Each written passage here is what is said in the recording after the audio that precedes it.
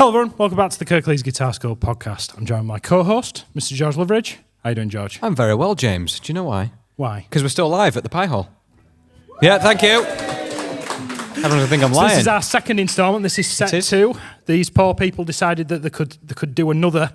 They could sit and bear another set of our ramblings. Thank you very much for entertaining us, guys. We appreciate it. And what's on the agenda today? What are we going to talk about? So, for this episode today, we're talking about capos. This comes from Jane. Where are you, Jane? There you are. A regular supporter of the KGS multiverse. She asked about capos a while ago. We all use them, or we all should at some point, but why do we use them? How do we use them? What sort of capos are out there in the world? So we're going to go into that, look at a few key examples that use them that wouldn't be possible without capos. And from there, neck deep, capos, no tone talk this week.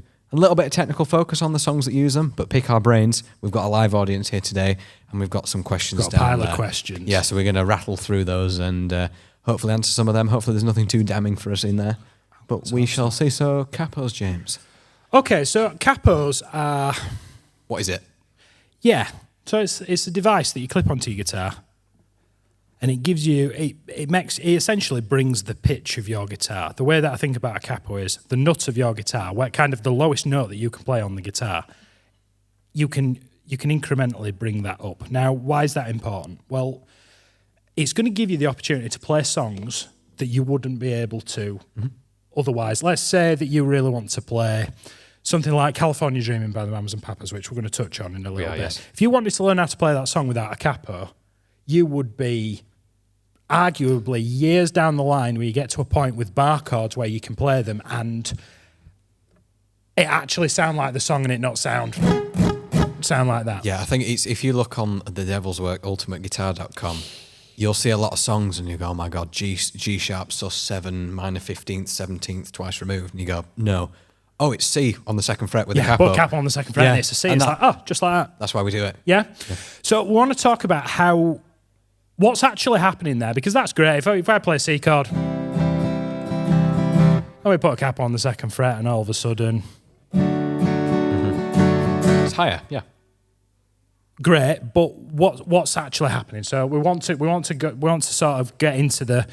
We've got some examples of songs and stuff that we're going to look at today for that as well. So it's a way of making your guitar higher in pitch, but also opens up a vast catalogue of songs that you wouldn't normally be able to play with your rudimentary cowboy chords that you can play.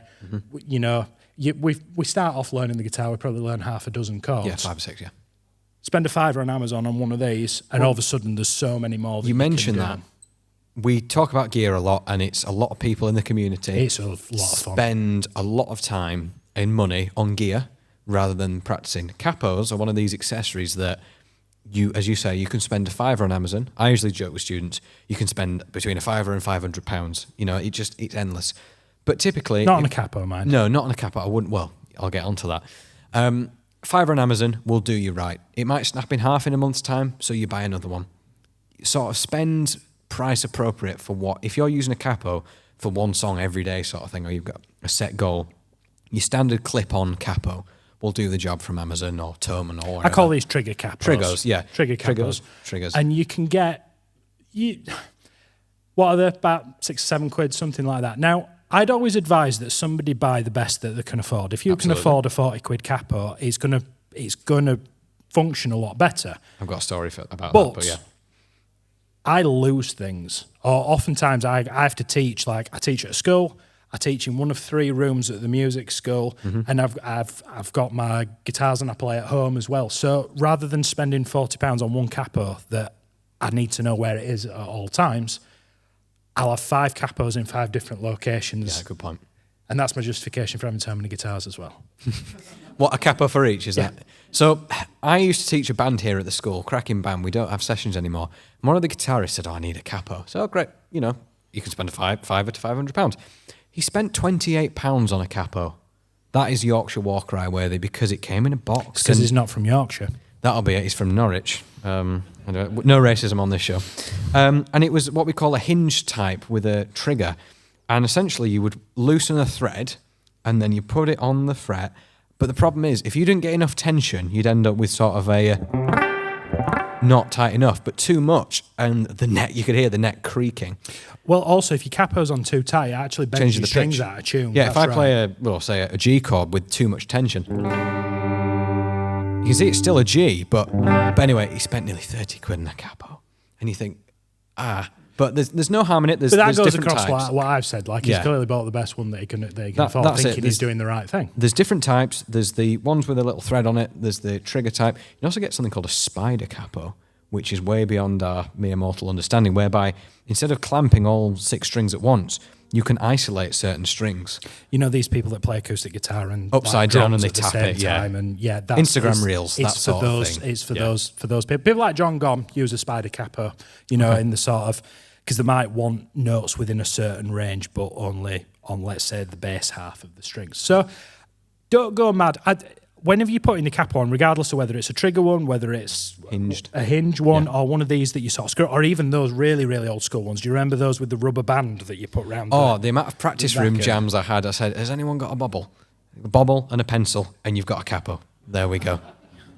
10 years too late, mate. My hair left a long time ago. It wasn't my hair. It was more than 10 years ago. Yeah. Anyway, right then. So we've done that. So what are some good examples of songs that we can play then that are made easier with a capo? Okay, so Paint It Black by the Rolling Stones. Somebody did a really good lesson of that on Friday. By the way. You should all go watch it. There we go. Paint It Black is a great one. Again, if you go onto ultimateguitar.com, you will see... Kirklees Guitar School. Yeah, true. But that's the thing. You've done 2 videos on it now. Yes. One with a capo, one without, and that's the whole point. So we've sort of built this. We never do a lot of prep, but you've built this. You're going to play the stuff with the capo, and I'm going to play it without. Okay. Is that the idea? So can you teach me? Because I haven't watched the video. Sorry, boss. I don't know how to play it. Sacked. Again. Twice in a month. Right, okay, so I want you to play 2 bars of E minor followed by 2 bars of B7 for Gotcha. me, please. Okay. Now? Yes, please. Yeah. So you can see George is playing that there with bar chords. We can do it as cowboy chords at the bottom of the neck as well. When I say cowboy chords are Your G, open C, shapes. and D. These chords that we learn as when we're first starting out on the guitar or predominantly playing acoustic guitar, these chords down here, we call cowboy chords. There's nothing wrong with cowboy chords. Condescending. No, it's not condescending term, at all. isn't It's it? just it's a lot of people can already do this that watch us and are looking and are aspiring to get further up the neck, and it might just come across that way that we're sort of going, oh, they're only cowboy chords, but they're really important. Okay. So I've got my E minor and B7. Yeah. So can you play that for me, George? So if you can't play it like that, you go, right, okay, I'll go to the bottom of the neck. I'll play E minor. I'd like to think everybody that's in his audience today can play E minor. It's one of the first ones that we look at, okay? Straightforward. B7. I don't like that one still. Yeah. It's a lovely sounding chord. It sounds like Tarantino movies. Yeah. Sounds really cool. And all that sort of like surf stuff, 60s surf stuff. Use all that sort of stuff. So if I was playing acoustic guitar style song, that's how I'd play that. What if that B7 is still a little bit too tricky? Well, that's the thing. A lot of players have been playing a month. That chord's still up there on the shelf. Insert capo. So what I'm going to do instead is I'm going to take a capo and I'm going to put it on the 2nd fret. Now, let's just look at the mechanics of this. If I've got... We'll use the open A string, just because A is at the top of the alphabet, okay? The open string's an A. The 1st fret, we move to the next note in the sequence of the 12 notes in music. B flat. A sharp or B flat, whichever way that you want to look at it. It's got 2 names as that note for reasons we'll go into in a future episode. I can hear keyboards comments. The 2nd fret is a B. So we've moved from A, B flat, B. We've moved up 2 steps in the sequence of the musical alphabet. Now, this is what we call the chromatic scale. If you lay I said about a piano, there's the low ones down here, Yep. and the high ones up here. If you literally move 2 keys on the piano, that's what we've done. Chromaticism. Well, this is opportunity for BS Bingo. Sir Duke. I have to get it in somewhere. So we've got to think, although if I'm putting that capo on there, if I play an E minor, it's no longer, it looks like an E minor, doesn't sound like an E minor. No. Okay. Because I've essentially taken the nut of the guitar and moved it to where the capo is here on the 2nd fret. So if we go E, the next letter in the alphabet is F. The next letter in the musical alphabet is F sharp. So what that means is, although that looks like an E minor, it's actually an F sharp chord. So going the other way then, if we need an E out of this here, what chord are we going to play? How are we going to get there? I'm going to play a D. Why are we going to play a D? I'm going to find that E, and I'm going to go down by 1, down by 2, and that takes me to D. So I've essentially done that in reverse this time. Yeah. So if you can play, you can't play B7, but you can play D minor. Give us an E minor, George. But I don't have a capo on. So that looks an E minor. This looks like a D minor, but it's not, because it's an the E minor. capo I've changed all the notes that make this chord up. And this is where learning shapes gets really tricky. Yeah, I agree. Because it looks like a D minor, but how does it make it an E minor? Well, if you can pick out each of the notes, you can literally pick each of these strings out, each of these notes, and figure out what the names of the notes are. You go, oh, it's E minor. So by the same logic, I've taken E minor and I've gone back 2 frets to get to D minor. B7, going back 2 frets, is A7. You didn't sound too sure then for a second. I'm not trying to trip you up. No, it's all right. Yeah, go on. So instead of E minor to B7, I've got D minor to A7. Now that's a lot more palatable for somebody that's not played, that's not got loads of experience.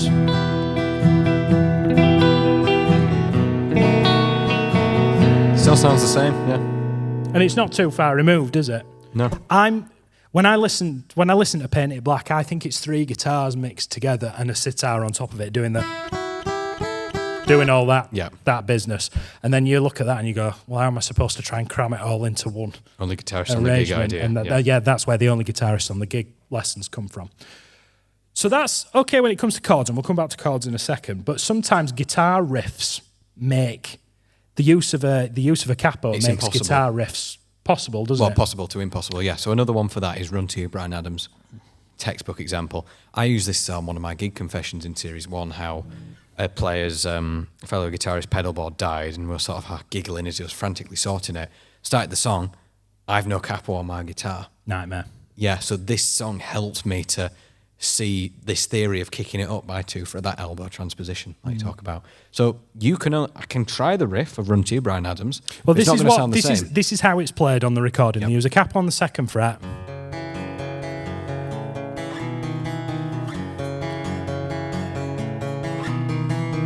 Can you try and work that out? Well, I know that my first finger's got to stay where it is, and I can see you. Now, I can play it in the open position. Sounds wrong. So I know I've got to put my first finger down and try and replicate that capo. So far, so good. No, my fingers come with me and the capo doesn't move. So that's why you need a capo to get away with it. But we can still do the same with the chords like we did with Paint It Black. Yeah. So I know, is it E minor you're going to be playing? Well, it looks like E minor, but it's not. It's F sharp minor. Yeah. And then I'm going to go to an A, because that's a G. That's the top end of a G. I'm going to go to an E. There somewhere. E. And then I'm going to finish on a B, which for you is an A. Yeah. And I was thinking in my head, sort of carry the 2, Thursday, Friday, Saturday. I was sort of thinking of, if smoke coming out your ears. Yeah, really, really was. I'm thinking I'm looking at the other guitarist, I must admit, thinking, right, well, he's playing an E minor. Well, I know that's F sharp because he kicked it up and went on from there. The only caveat with this, and same for physically playing, is if you end up on like the 6th fret or something. And another thing I don't think is talked about enough with capos, we're on the 2nd fret, so the dots are the same on your neck. We rely on the dots a lot, whereby, you see open, we've got nothing, nothing, dot. Well, if I put a capo on, you can, on the 2nd fret, you've got nothing, nothing, dot, nothing, dot. It follows the same pattern. But if I put the capo on, say, the 5th fret, I don't rely, if you know a G chord, you'll know that you've got a dot on your middle finger. No dot. Yeah, and it's throws you so off, confusing. I've had a lot of paddies do gigs with that sort of thing. To bring that back to Run to You, so we played this last night at our gig, and there's the harmonise. There's that part in the bridge. I'm thinking 5th fret to do that little arpeggio shape. And it's catching me off guard that there's a dot there. Yeah. And I'm thinking there's a capo there. Should there be a dot there? And this is all happening. And the bar's getting that I'm supposed to play. It's getting closer and closer and closer. And each time we did it at practice, I missed it every time. Yes, because you got it last night, to be fair. Yeah, that's it. But I get into this sort of... This internal chat. It's like, is it the 5th fret? Is it the 4th fret? I can't remember. Oh, well, no, that's it's it, because it's coming. kicked up. Make a decision, James. So that gig last night, we did 3 songs, I think, that could have had capos potentially. I opted to learn them without muscle memory. Again, we mention it nearly every week. So I knew that solo while you were doing the... And you know there's going to be an open string for you eventually, but I don't. I don't have one. I can go all the way down without having to worry. Could we play that together? Yeah, go on then. What?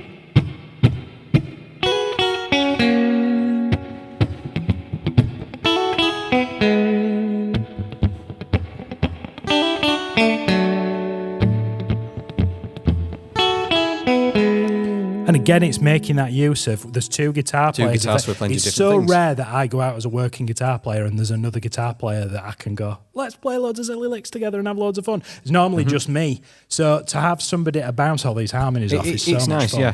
You can try it on your own. No, you can't. You need a friend, basically. So that's a practical application for run to you. So far we've got transposition as in making chords sound... Palatable? Making chords fit the shapes that we know okay. as guitar players, say 18 to 24 months down the rabbit hole. There's some riffs that are just not possible or a real sort of pain in the backside to do. Another way that I like to use a capo is to emulate other instruments. Yeah, does ukulele come to mind? Or are you thinking of something else? I'm thinking of... the one that's written down? Yeah, that one. That one, okay. Yeah. Hold the Line by Toto. We did that as well last night. Yeah. We did, right. Okay, so Toto were a fantastic band. And their keys player was their piano player, keyboard player was the glue that held a lot of their stuff together. We're a 5-piece rock band. Yeah, exactly. So how can I get that sort of there's this very kind of like delicate the opening this bars. sort of like triplets kind of. How can I make my guitar sound like a piano but not sound completely naff? Well, I could play it with the chords, something along the lines of without the capo, something along the lines of B minor, C sharp over D. Well, that's it. D, On et keys, cetera. D sharp minor diminished 15th, 17th or whatever is It's easy for you one, to say. yeah, one hand and then another hand added in. But on guitar, it's a headache. We've got 4 digits and 6 strings, whereas a piano player can play 10 notes simultaneously. That's it. And they always try and put as many as they can in, and it makes it a nightmare to transcribe. We say that Rule the World, Tears for Fears is E minor 11. Okay. D to E minor 11. Well, that is on guitar E minor 11. It's 3 open strings. Oh, nice. So if you want to play Rule the World, Tears for Fears, you're going to play D major 7. And you look at that on Ultimate Guitar and you go, oh my God, E minor 11, shut your laptop. Yeah. But actually, there's ways around it. And like, hopefully you're going to demonstrate. Yeah, but Toto. but rather than me doing these bar chords when it's chucking it down and it's raining and it's dark, nobody can see anything, I'll just put a cap on the 2nd fret and I'll play some cowboy chords, but I'll lift the rhythm from the piano because I can tell 9 times out of 10 whether a song's been written on guitar or whether it's been written on piano because the keys that they write those songs in, like as guitarists we like things in the key of E, the key of G, the key of D, because these shapes fit at the bottom of the neck really well. Okay, you think of some of the most famous guitar songs ever, there's an E in there somewhere, or there's a G, definitely. Yeah. You look at pianists, and particularly like, I'm trying to think of, any of the Toto stuff, Elton John's another great example. They're all in horrible guitar keys for guitar, like F. Now, F sits really nice under your fingers behind a piano, but on a guitar... chord, isn't it? That's and that's it's kind of like a non-start. You just got F, no, we'll go do something else. I'll go play Brown Eyed Girl again, Hey, well, that's it. Before you were older and wiser, we came across a song. You were teaching me. I said, oh, F, what's that? And you went, it's this, it's a bar chord. And I went, oh, that's hard. And you went, yeah, deal with it. But you're too nice now. We show people this F major 7, and I'm like, oh, you don't know how lucky you've got it. But do you want to play some Toto then? Yeah? Those were the days. Right, so what I've done is I've lifted the rhythm and I've sort of taken the chords and gone, well, actually, I can use cowboy chords but borrow the rhythm. So that gives you this...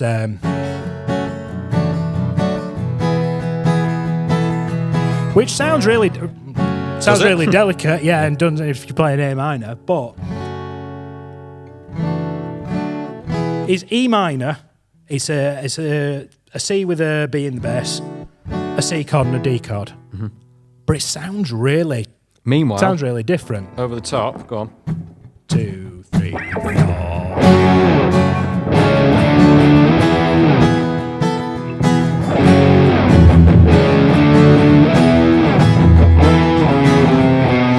Power chords, we like them. Yeah, all of a sudden, Steve Lukather's an awesome guitar player. Yes. Everybody should study him. Rosanna by Toto. Wicked song. Best guitar solo ever. It's 5 bars. He said everything he needed to say in 5 bars. Put his guitar in his case and went home. Just perfection. Fair enough. Have we got some other songs then? Yeah, no. What have we got? I think we should do this one because you hoisted this before me, put my initial on it and went, we're going to play that later. Yeah, and I've never played it, so thank you very much for that one. So, yeah, let's talk about California Dreaming then. So, California Dreaming is a great song. It's not a great song if you try to play it without a capo. Yeah, I'm looking at this. So, for those not in Technicolor, as we used to say, I've got C sharp minor, doable. B, okay. A, lovely, thank you very much. B, G sharp 7 sus 4. That's just... Deal with it, George. Well, there we go. Back to it. So if I play it, you can hear it sounds like the song.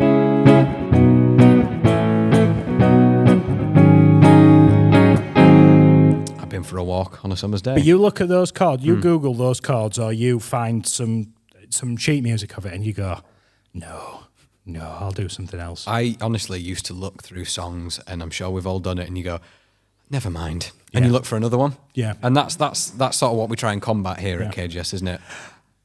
But by putting the capo on the 4th fret, all of a sudden, what was your first chord? C sharp minor. C sharp minor. A minor sounds better to me. What's your next one? B. G. Which is doable, but yeah. And then I've got an A. Okay, F, but I'm going to play F major 7 because I'm feeling nice today. But then G sharp 7 sus 4 comes next. E. Yeah, just E. E for you, isn't it? So, but I find as well, this sounds more like, to me, that sounds more like the song.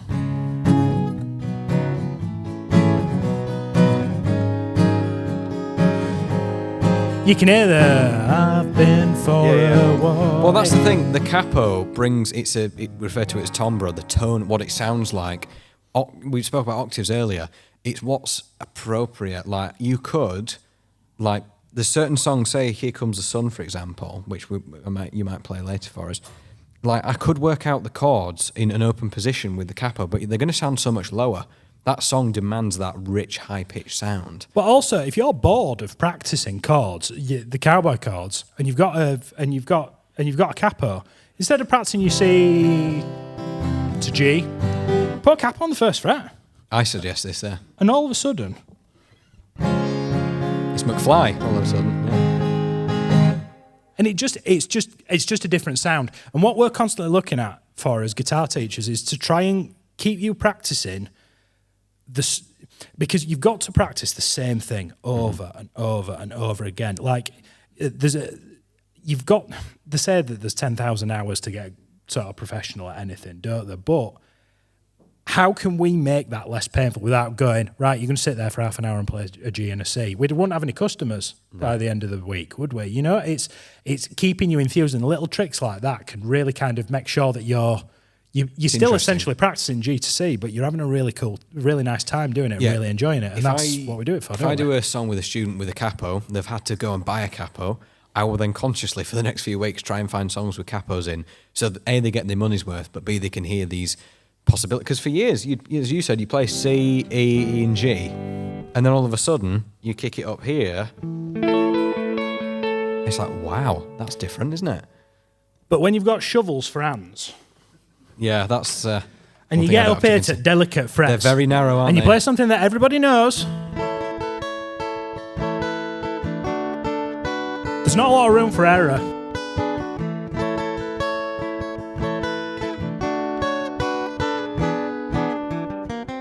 See? So that it's the wrong. But that's just because your fingers didn't reach. Yeah. Now, if you played that again, you'd have it. But if I take the capo off, because that's all based around a D chord. Mm-hmm.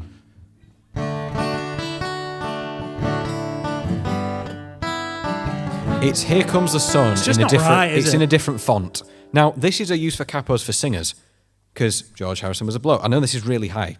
General rule of thumb: if something's too low for a, say, a female singer, especially, you need to move it up in pitch, like we do.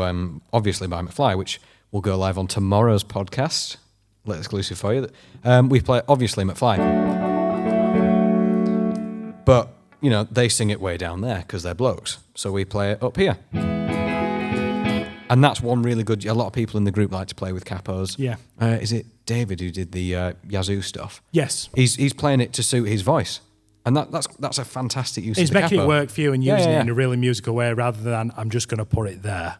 There's actually something to do. So another notable song that I think's we couldn't talk about capos without playing it. It's a one that I get asked all the time to play.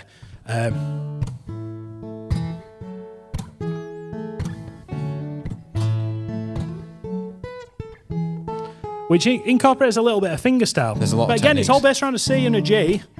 So you're saying by learning that song with a capo, you're not just learning how to use a capo, you're learning some fingerstyle as well. Yeah, and you can make your guitar sound really pretty with not a lot of, I didn't even sort of consider putting some finger picking stuff in this. Yeah, but if I'm playing a C chord and I'm going, it sounds okay, but it's a bit come by R, isn't it? Yeah. Wow. Sunday morning show, James. You can get some really pretty. Yeah, I came up with a riff when I was at college. Fleetwood Mac's really good to study, like any of the sort of rumours stuff around that. Yeah, I came Lindsay Buckingham's an with awesome a riff at guitarist. college. It was I was like, yeah, that's cool. But like you, a bit, tame. So Same minor, yeah. Kick it up. Let's go for the 6th fret.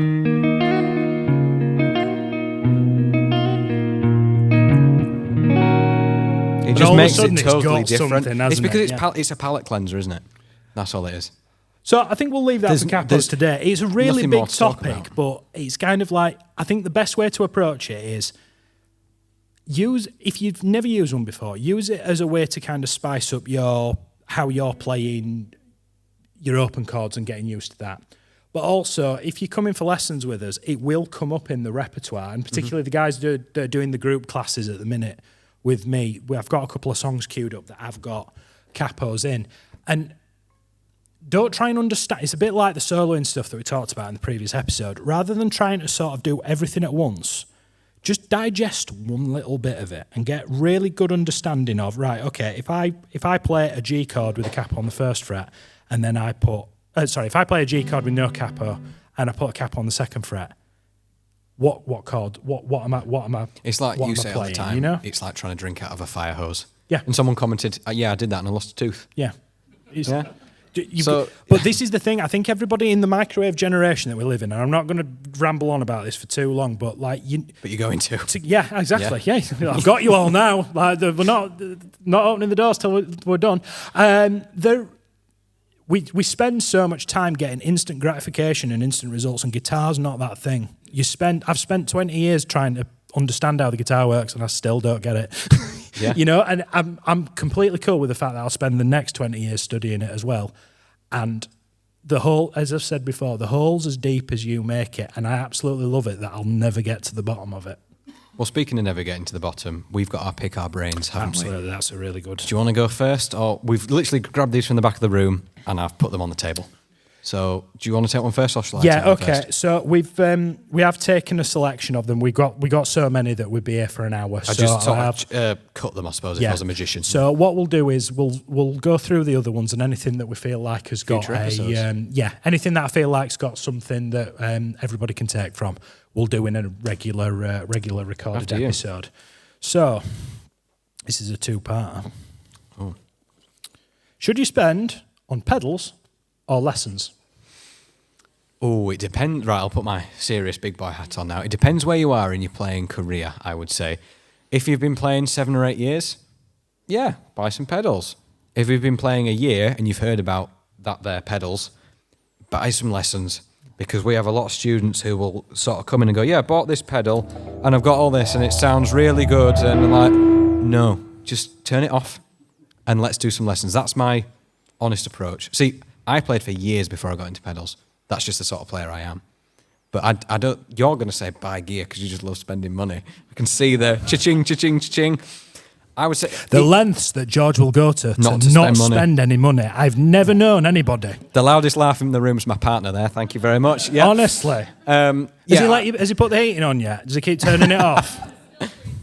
Yeah. So you can't have it on at work either, you know that, don't you? Yeah. Okay. But that's my serious answer. It depends where you are in your playing journey. If you can play some stuff, everything we talked about tonight, and you're just going straight into an amp, a katana, there's no harm in getting a delay and a reverb and a crunch pedal. But if you've only got 4 or 5 months of playing, I'd say just play a little bit more before you invest.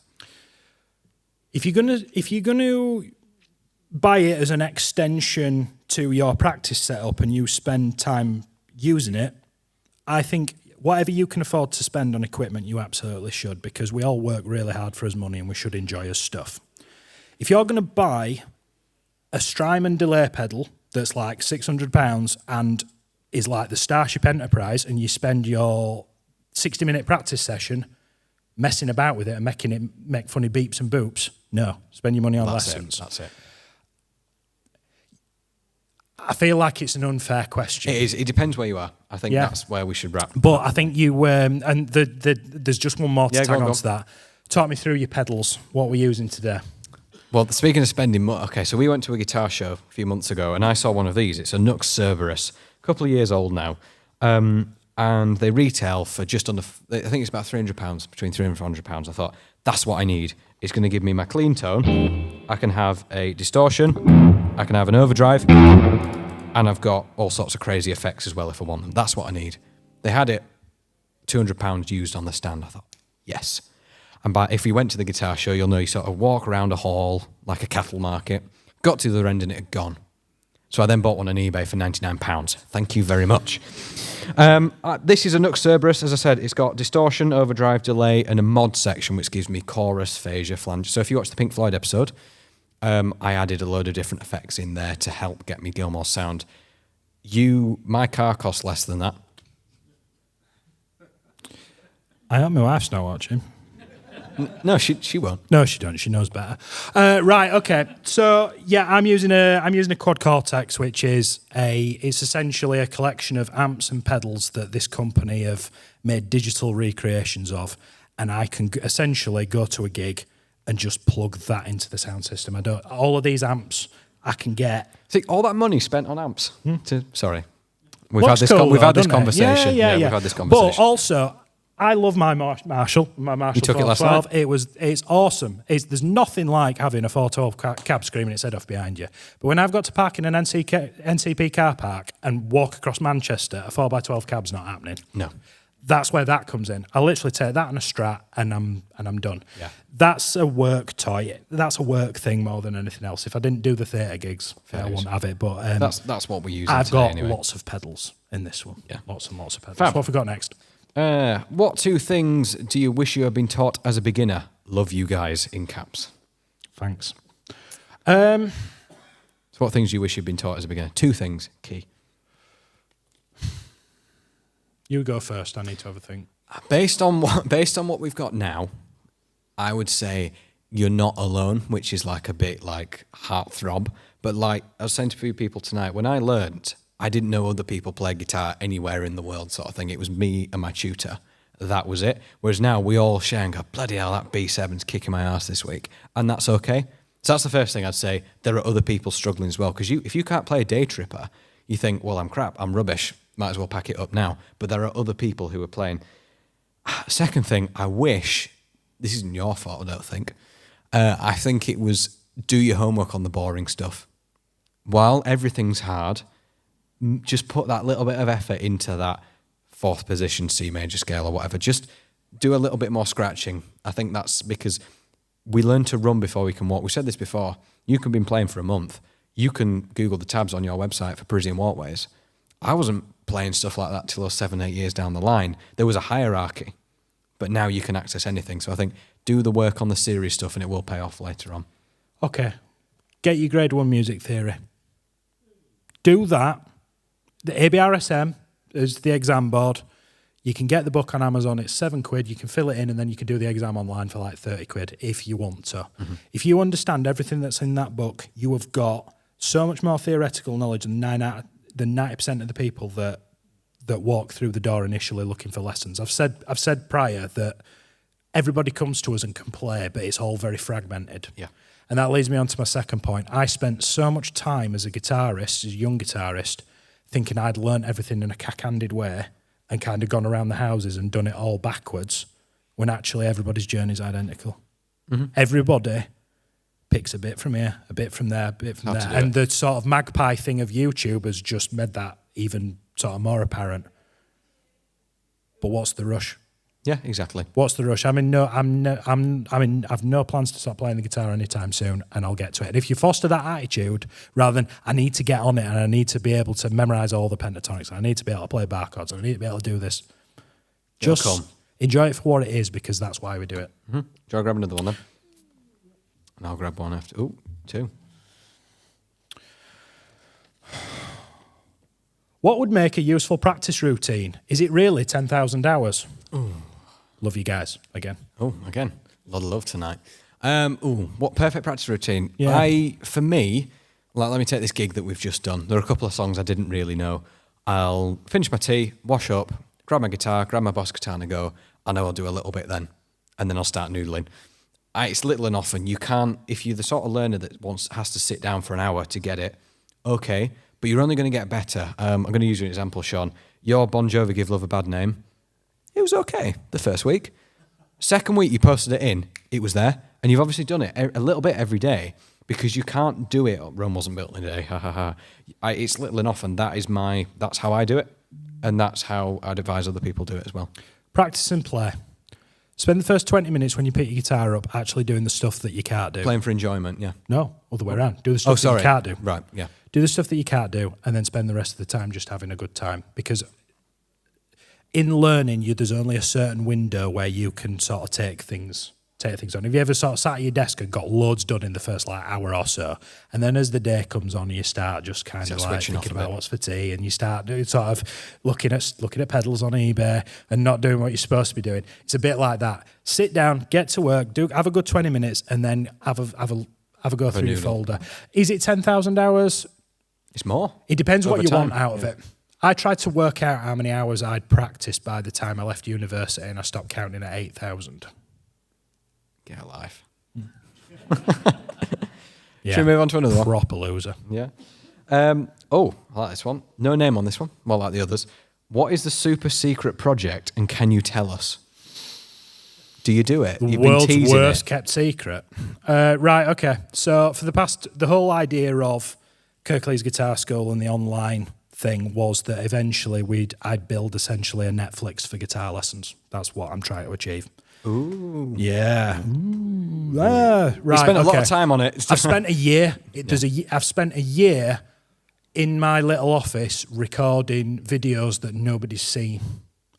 And it's coming out on Thursday, and there's going to be upwards of 100 videos that nobody's ever seen, all to do with the songs and to help the songs that we do on YouTube. The YouTube stuff's not going away, but we've got extra resources that are going to help you get that over that line. That just to encourage you in that You Give Love a Bad Name, that second week, you've got some extra bits just to keep it relevant and keep it under your fingers.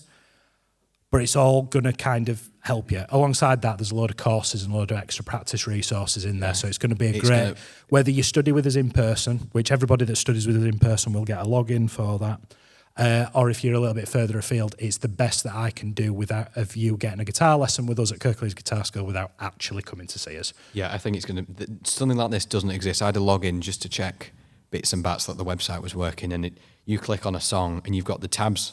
You've got a walkthrough, you've got a playthrough, there's an explanation of why they're going to that note. It's like having an additional lesson. Yeah, essentially, I've tried to digitise. If you came to me and said, I want to learn how to play... Take me out.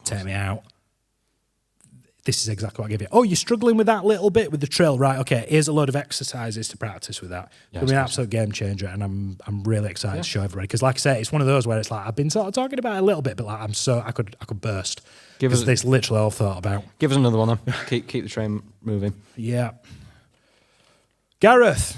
Hi, Gareth. Number one fan. Yes. How to learn faster strumming, e.g. That's Entertainment by The Jam. It has a fast initial strum before it. I can't read that, Gareth, sorry. Help, capital letters, exclamation mark. Right, okay, fast strumming. That's it. Was it an A chord in That's Entertainment, The Jam? There's no shout. It's that Something sort of like rhythm, isn't it? Say it most weeks. Make it that big. Make it that big. Make it that big. So you start off with, you've got to get the core rhythm down. If you listen, don't even touch your guitar. Play the music and think, right, he's going dun, 1 and 2, if you're that way inclined. Am I going to do it all down? That's a bit janky. I want to do down, up, down. Get that slowly, and then slowly start, maybe use a metronome even, and start to crank it up, because a lot of people get it and they just rush in too quickly because they can do the chord changes. So I call this a flurry of notes. So essentially, it's a big sort of excitable burst of notes. And what I'd do is I'd get a student to practice it. Let's do it with the G chord, and I'm going to go.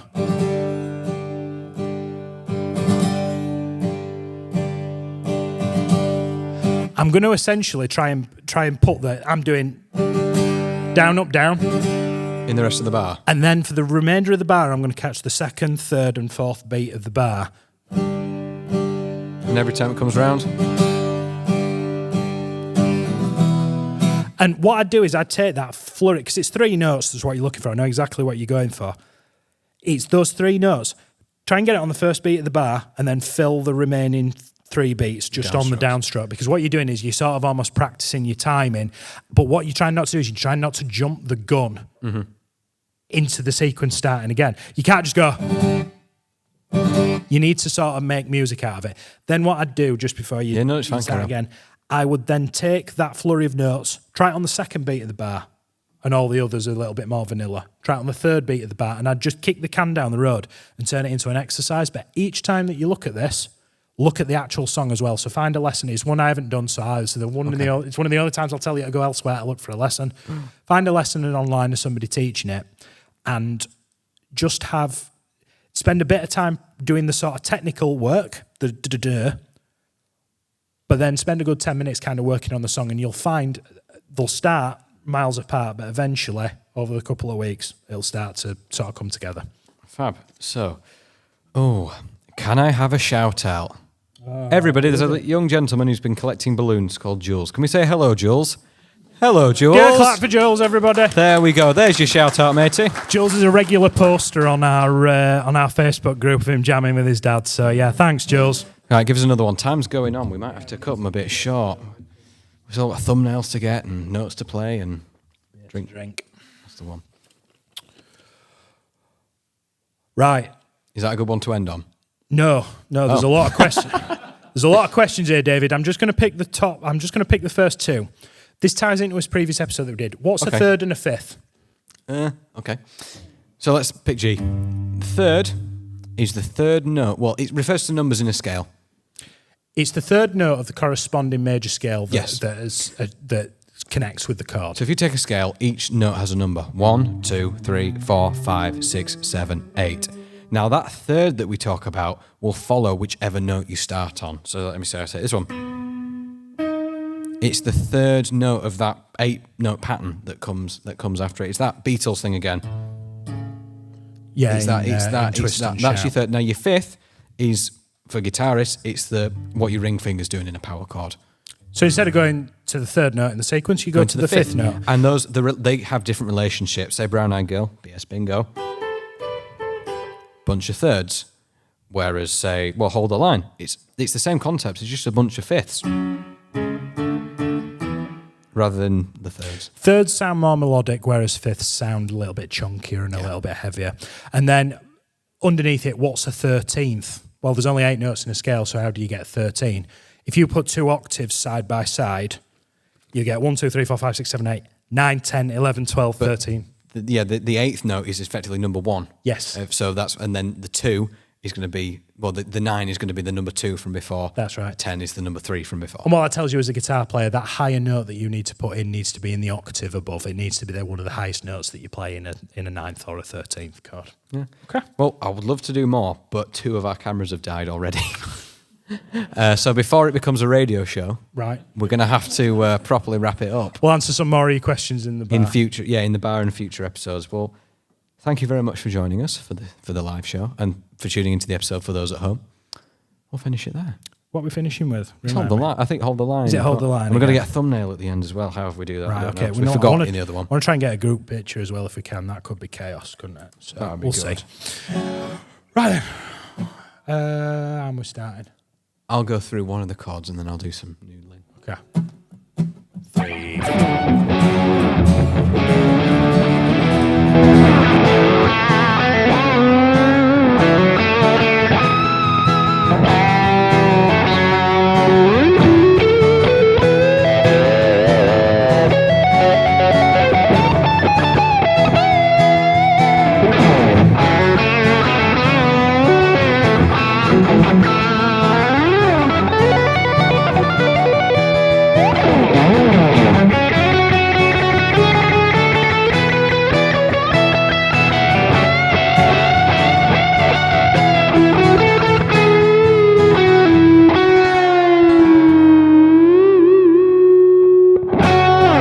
Thank you very much, everybody.